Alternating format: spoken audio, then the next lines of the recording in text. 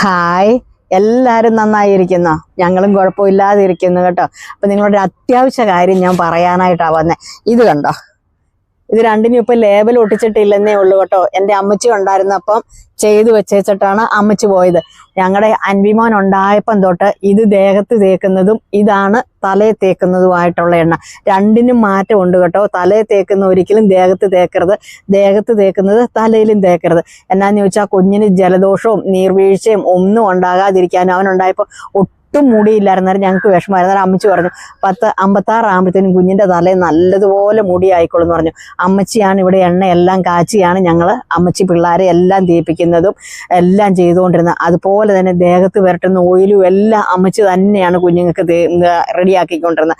നിങ്ങൾക്ക് എല്ലാവർക്കും ചില പിള്ളേരുടെ സ്കിന്നൊക്കെ ഡ്രൈ സ്കിന്നായിരിക്കും, ചില പിള്ളേരുടെ സ്കിന്ന് മൊരിച്ചിൽ വന്നതായിരിക്കും. അങ്ങനെ പല പല സ്കിൻ പ്രശ്നങ്ങളും ഉണ്ടാവും. പക്ഷേ അമ്മച്ചി ഈ കാച്ചുന്ന എണ്ണ തേച്ച് കഴിഞ്ഞിട്ടുണ്ടല്ലോ, എല്ലാ പ്രശ്നങ്ങളും അങ്ങ് മാറും. അപ്പോൾ ആ എണ്ണയും കുഞ്ഞുങ്ങൾക്കുള്ളതും റെഡി ആയിട്ടുണ്ട്.